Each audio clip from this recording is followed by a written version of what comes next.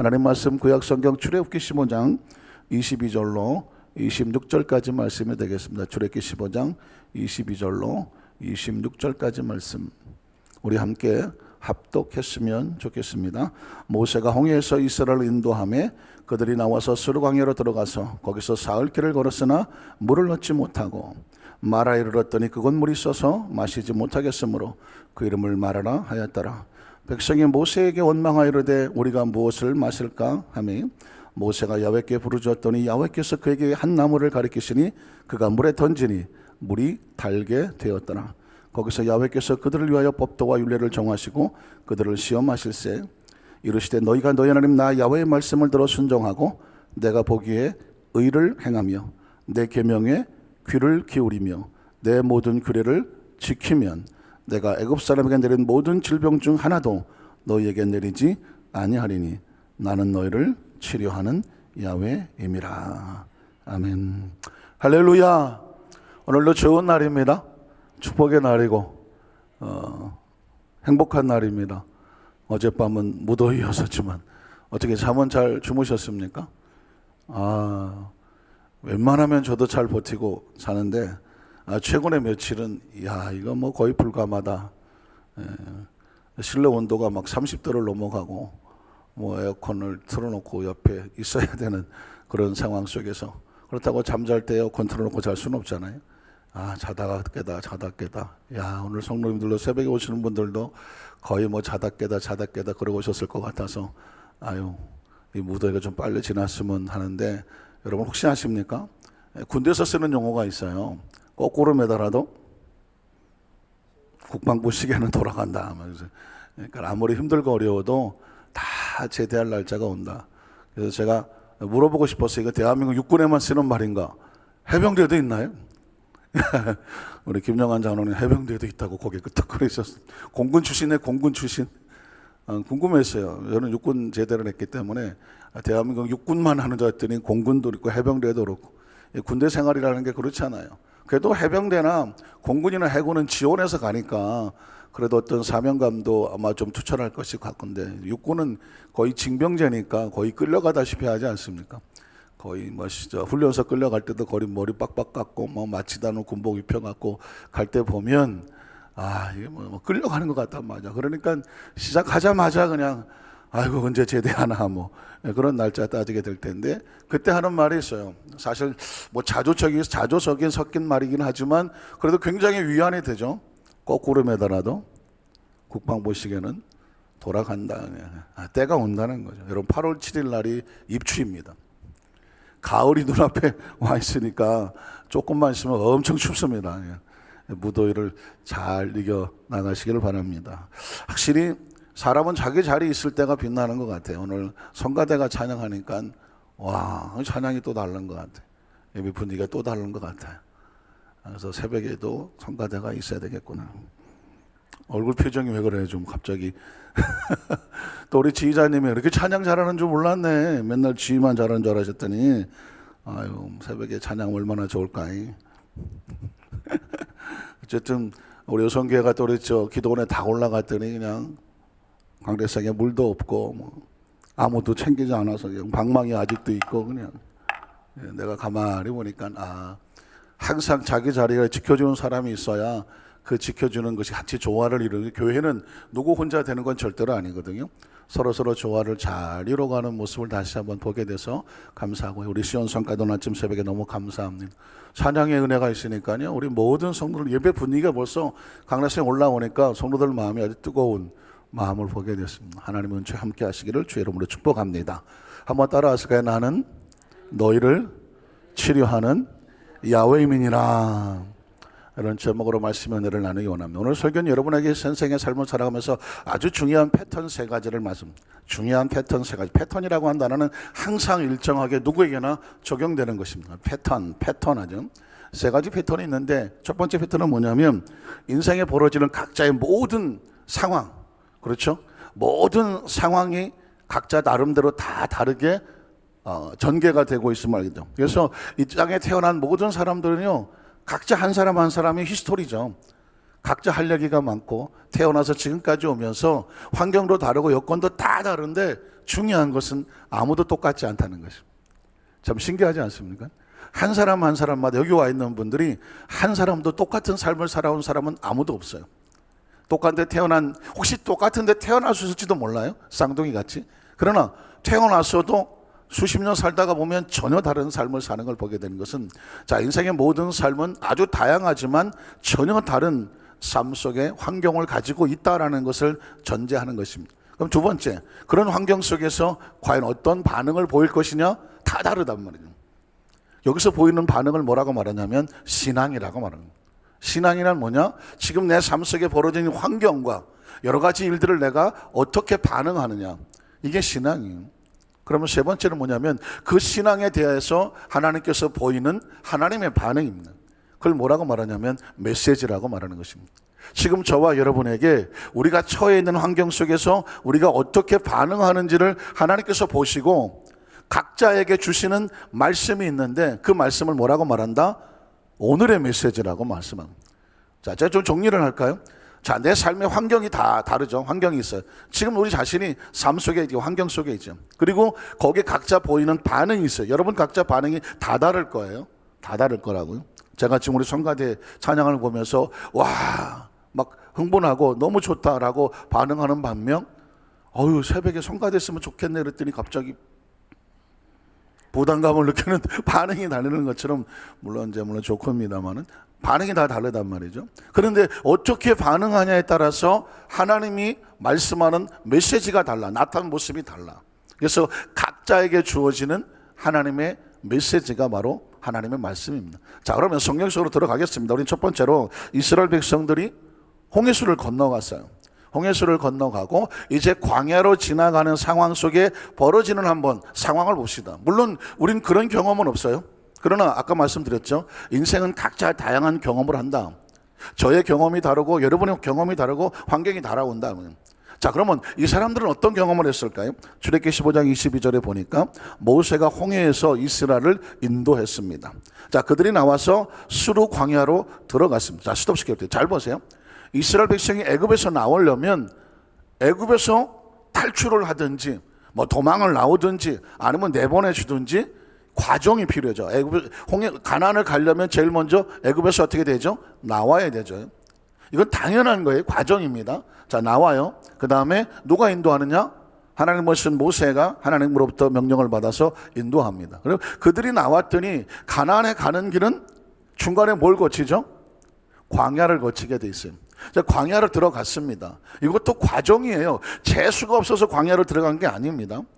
애굽에서 나오면 광야를 거쳐서 가나안에 들어가게 돼 있습니다. 이게 그냥 각자 환경의 과정일 뿐이지 무슨 재수가 없고 운이 없어서 광야를 지나가는 게 아닙니다. 저와 여러분 인생에 태어나면 마땅히 거쳐야 될 과정이 있어요. 어머니 뱃속에서 태어날 때 누구나 똑같이 그런 고통과 아픔과 부모는 산통, 고생하고 나오고 자식은 또 나올 때 그 태어나는 아픔이 있어요. 이건 누구나 피할 수가 없어요. 그 과정을 통과해서 태어나요. 성장 과정이 있죠. 10대를 거치고 20대를 거치고 30대를 거치고 각자 그 세월을 살아가는 과정이 있어요. 이건 피할래야 피할 수가 없는 거예요. 자, 이건 상황이에요. 이건 재수가 없어서 20대 된 거 아니고 운이 나빠서 40대 되고 그냥 80대 이런 게 아니에요. 삶 속에 태어난 생명은 거쳐야 될 과정이 있다. 이스라엘 백성이 애굽에서 나왔으면 가나안에 가기 위해서 거쳐야 될 과정이 있을 뿐이에요. 그걸 환경이라고 말하고 살아온 일생이라고 말하고 내 삶의 상황이라고 말하는 거예요. 자, 그럼 이스라엘 백성은 지나가는 과정을 볼까요? 그 다음 주에는 23절에 뭐라고 말하죠? 거기서 사흘길을 걸어갑니다. 걸어갔는데 물을 얻지 못하고 재수가 없고 운이 없나요? 광야는 뭐가 없어요? 물이 원래 없는 거예요. 광야는 원래 물이 없는 거니까 왜 나만 이를 겪느냐가 아니라 삶을 살아가다 보면 광야를 지나가면 물을 못 만나는 게 당연한 거예요. 물론 산속을 지나가다 보면 옹담새 샘물을 만날 수 있고 계곡을 만날 수 있겠죠. 그건 당연한 거예요. 운이 좋아서 계곡 만나는 게 아니에요. 산속에 들어가면 계곡을 만나고 광야를 지나가면 물이 없는 거 당연한 거예요. 사흘길 아니라 한 달을 걸어도 물은 있다 없다? 없는 거예요. 광야는 애시당초. 그러니까 지금 이스라엘 백성은 그 과정을 겪어갈 뿐이지 왜 이런 문제를 만나느냐? 왜 이런 문제를 만나냐? 문제의 원인을 따질 것이 아니라 지금 그들의 삶에 가라는 방향이 광야를 지나가면 마땅히 만날 문제들을 만날 뿐이에요. 우리가 인생을 살면서 어머니 태 속에 태어나서 지금까지 살아오면서 성장 과정 속에서 대한민국 남자들은 10대, 20대 거치면서 다 군대 가는 것이고, 물론 상황에 따라서 못 가신 분도 있겠지만은 그거 겪어오면서 와 나만 재수 없이 군대에 왔어 이런 사람은 없어요. 또 군대 가는 것을 또 당연히 여기시고 또 나라의 또 어떤 의무를 감당하는 프라이드도 있고요. 또 제대하고 나면 또 어떻게 작장 걷고 또 결혼을 하고 자식들을 낳고 하면서 내가 재수가 없어서 이 새끼를 낳았고 이거 내가 이 고생하나, 혹시 그럴 사람 있나요? 그렇지는 없어요. 과정하면서 또 자식이 또 결혼해서 아이를 낳으니까 내가 할아버지 할머니도 되고 하는 과정이죠. 그게 인생의 삶을 살아가는 여정입니다. 인생이라는 광야 속에 들어왔으면 마땅히 겪어야 될 하나의 스토리와 같은 거예요. 이스라엘 백성은 그 스토리를 지나가고 있는 거죠. 자, 그 다음 절에 보면 뭐라고 말하네? 마라라는 곳에 이르렀습니다. 근데 그건 물이 있어서 마시지 못하겠어요. 재수가 없나요? 운이 없나요? 아니에요. 그 동네 물은 원래 써요. 그 동네 물은 원래 쓰다니까. 마라라는 곳에 그 이름을 마라라고 했더라. 제가 성지순례를 아주 오래전에 가보니까 기억도 가물가물하지만 마라라는 곳을 지나갔어요. 그렇게 큰 곳은 아니었어요. 그런데 그건 물이 왜 쓴가 그랬더니 웅덩이가 몇 개 있는데 보이니까 아주 예전엔 거기에 홍해수 물이, 그 지중해 물이 안에까지 들어왔다는 것입니다. 들어왔다가 물이 빠져나가면 그 웅덩이에 물이 고여요. 그러니까 그 물은 무슨 물이죠? 바닷물이죠, 바닷물. 그러니까 너무 목이 말라서 정말, 그런데 웅덩이를 발견하게 됐어요. 물이 있어요. 막 미친 듯이 들러가서 물을 마셨더니 그 물은 마실 수 있는 물이 아니라 바닷물이었던 거예요. 짠 게 너무 독하면 쓴 거예요. 소금물이 너무 두껍고, 그리고 그 광야니까 증발이 되고 그 거의 밑바닥에 소금만 조금 남았다가 볼 수 있는데 거기에 그 물을 마시면 쓰고요. 바닷물을 먹으면 사나이 죽나요? 죽죠. 이건 먹으면 죽는 물이에요. 바닷물은 바다에서 아무리 목말라도 바닷물을 퍼마신다, 안 퍼마신다? 안 퍼마시죠. 먹으면 죽기 때문에 그런 것입니다. 근데 그게 바닷물인 줄 모르니까, 쓴물인 줄 모르고 막 퍼마셨다가 이스라엘 백성들이 아이코 여기저기서 죽겠다고 나가 떨어지는 상황이 벌어지게 되는 거죠. 자, 그러니까 이렇게 인생을 살다가 보면 이런 일들을 만나게 되는데, 그러나 이런 상황은 이스라엘 백성이 무슨 문제가 있어서도 아니고 재수가 없어서도 아니고, 광야를 지나가려면 물이 없는 곳을 만나게 되고 그곳에 만난 물이 쓰더라고 하더라도 그것이 잘못된 상황은 아니에요. 살아가는 과정 속에서 겪는 그냥 삶의 일부일 뿐입니다. 자, 두 번째, 그러면 우리에게도 각자 마음속에 여러 가지 마라가 있을 수 있잖아요. 가정이 있을 수 있고 사업이 있을 수도 있고 환경이 있을 수가 있어요. 왜 나에게 이런 일이 왔을까? 내가 살아오다가 내 삶의 아픔과 쓴물이 여기저기 뿐 아니라 내 가슴 속에 쓴물이 있을 수도 있단 말이죠. 자, 두 번째, 그러면 크리스찬은 어떻게 반응해야 되는가? 크리스찬은 어떻게 반응해야 되는데 이스라엘 백성은 어떻게 반응했을까요? 자, 24절에 보니까 이스라엘 백성들의 반응인데 뭐라고 말하냐면 뭐부터 튀어나올까요?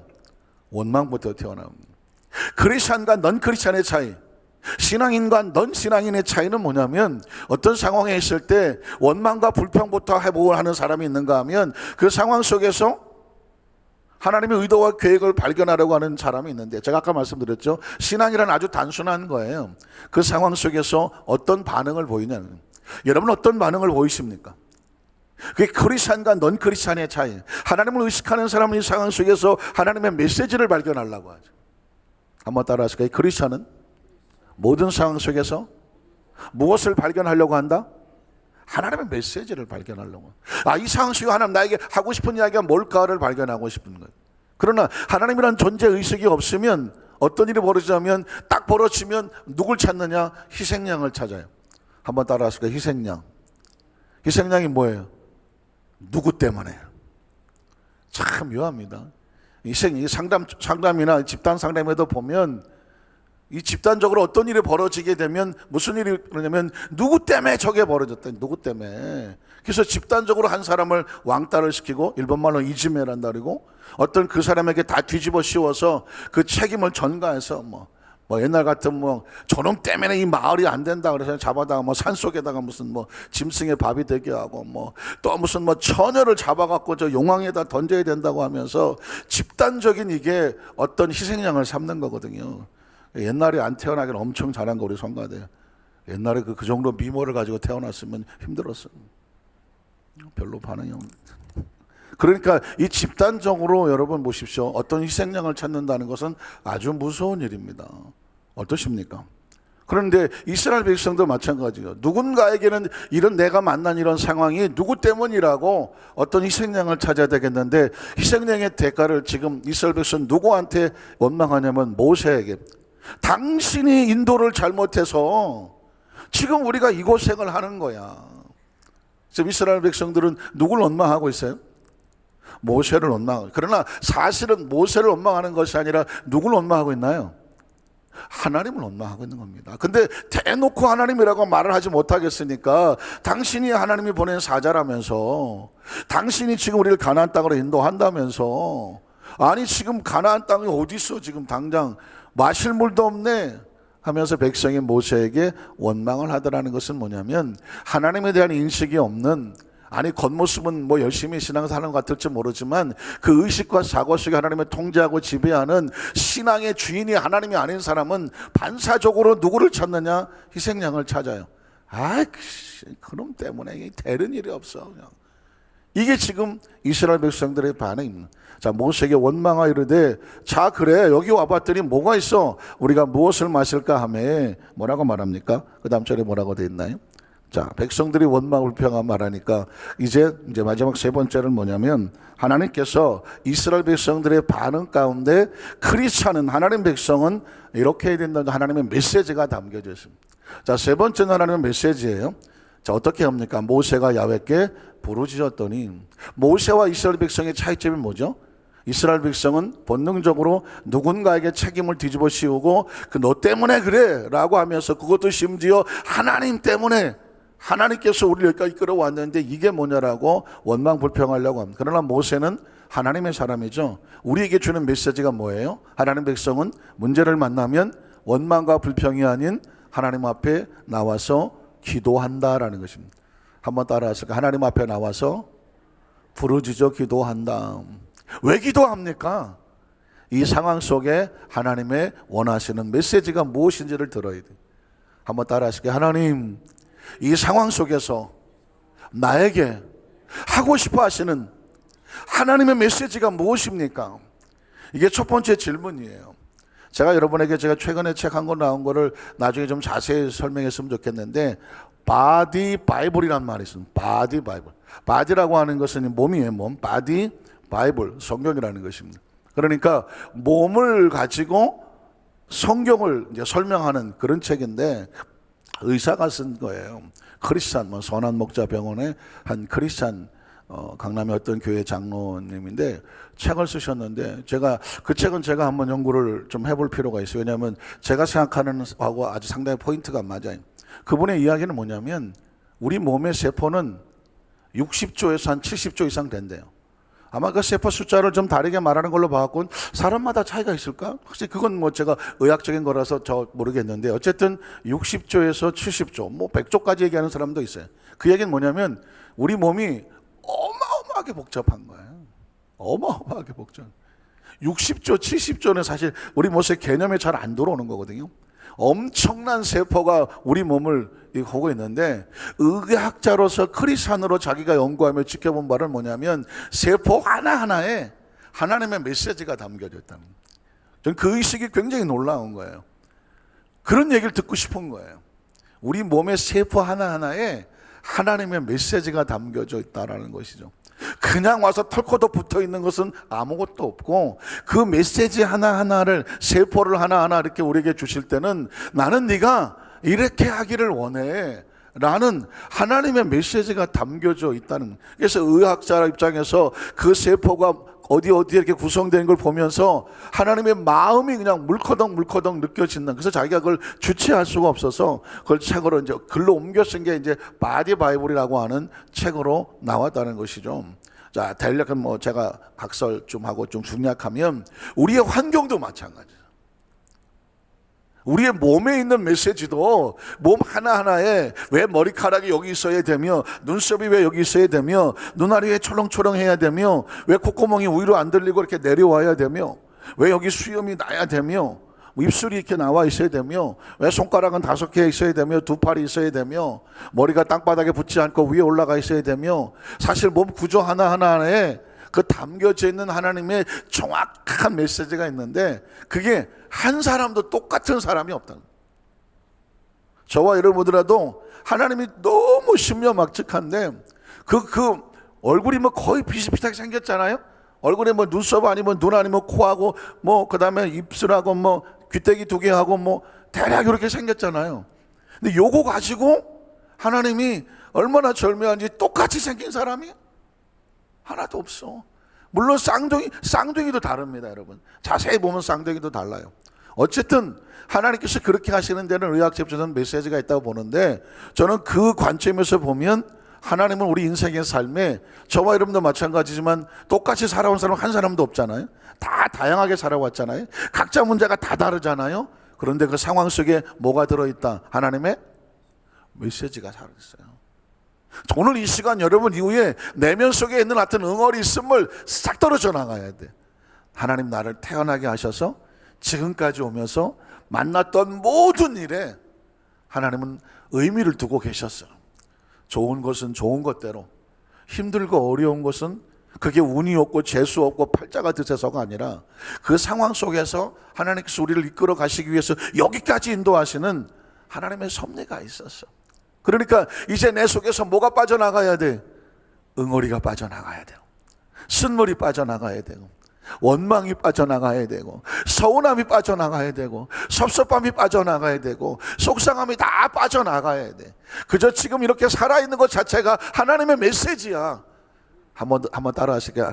나는 아직도 네가 필요하다. 그거면 충분하지 않아요? 나는 아직도 네가 필요해. 여러분, 크리스찬은 우연히 살아있지 않아요. 사명을 가지고 살아있어요. 믿으십니까? 이상한데 표정이. 한번 따라 하실게요. 나는 우연히 지금까지 살아있는 것이 아니다. 하나님은 여전히 아직도 내가 필요하시다. 믿으십니까? 그러니까 여러분, 지금 우리가 지나온 과거 속에서 왜 뭐 원망 불평할 이유가 뭐가 있어요? 왜 난 그런 부모를 만나고, 왜 난 그런 화창시절이 지났고, 왜 난 그런 불우한 시절이 있었으며, 왜 나에게 실패가 있었으며 아픔이 있었으며, 다 지나가면 추억이야. 다 지나간 이야기야. 중요한 것은 그 상황 속에 하나님께 나를 통해서 하시고 싶은 메시지가 있었으며, 그리고 지금 앞으로도 내 삶 속에 하나님은 메시지로 다가오셔. 지금 내가 만날 모든 환경 속에 하나님은 말씀하고 계시는 것이죠. 자, 그리고 하나님은 우리에게 응답하시죠. 그에게 한 나무를 가리키시니 그가 물에 던졌더라. 하나님이 가르쳐 줘야 알 수 있는 거죠. 그 다음 절을 보면, 그래서 물이 달게 되었더라. 쓴물을 달게 만드는 건 뭐냐면, 여러분 왜 쓴물을 만나는 이유는 뭐냐면 달아질 수 있는 방법이 있어. 방법이 있어. 그걸 우리가 알지 못하니까 그 과정을 만나서 하나님께 부르짖어 기도하는 가운데, 아하, 쓴물도 달아지는구나. 믿으십니까?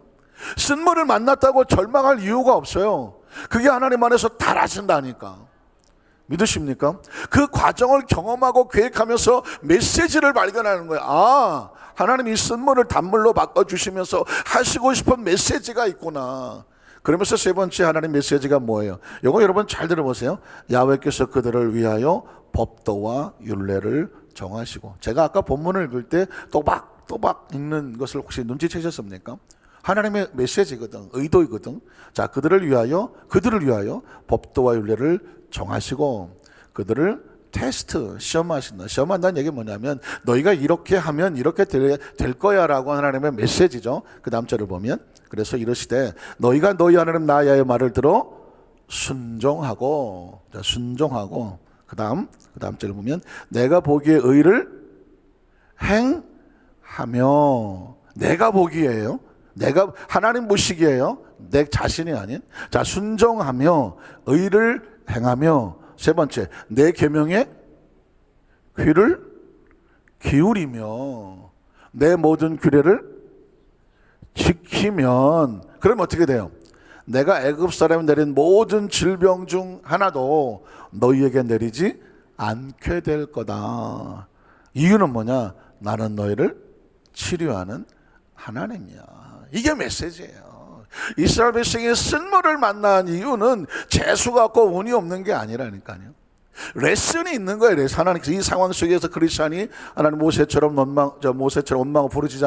원망하지 아니하고 하나님께서 부르짖고 하나님이 가르쳐 주시고 그리고 우리 쓴물이 달아지는 걸 경험하게 하고 그러면서 앞으로 너가 인생에 또 쓴물을 만나더라도 이스라엘 백성은 원망하고 불평할 것이 아니라 또 하나님께 엎드려서 부르짖으면 하나님이 가르쳐 주시면 네 인생의 쓴물도 달아질 수가 있으며 그리고 그 쓴물이 달아지게 하시는 분이 하나님이다. 그런 야훼 라파 치료하는 분이다. 그가 원하는 게 있다. 너희가 내 말을 순종하고 의를 행하며 규례를 지키고 내가 보기에 하나님 보시기에 내 뜻이 아닌 하나님의 뜻에 순종하고 나가면 나는 너를 애굽에 내렸던 질병 중에서 건져내기를 원해. 이유는 뭐냐? 나는 야훼 라파야. 나는 너를 치료하는 하나님이다. 그래서 말씀을 정리하면 신앙생활을 하면서 가장 위험한 것은 뭐냐면 왜 내가 원하는 대로 안 되느냐? 왜 내가 소망한 대로 안 되느냐라고 내가 주인이 되면 이 세상은 다 시험거리요. 하나님도 시험거리요. 왜? 내 마음대로 안 되니까. 그러나 크리스찬은 내 마음대로가 아니라 하나님 보시기에 좋아야 돼요. 하나님 보시기. 그래서 오늘도 주님께서 내게 원하시는 것이 무엇입니까? 말씀을 들어 순종하고 의를 행하며 계명을 지키면 하나님께서 우리의 생명을 보호하시겠다고 말씀하신 거죠. 오늘 저와 여러분의 삶 현장의 이 말씀이 항상 오늘 나에게 어떤 메시지를 주실까? 모든 상황 속에 귀를 기울이고 그 음성을 듣고 또 하나님과 아름다운 스토리를 만드는 우리 성도님 되시기를 주님의 이름으로 축원합니다.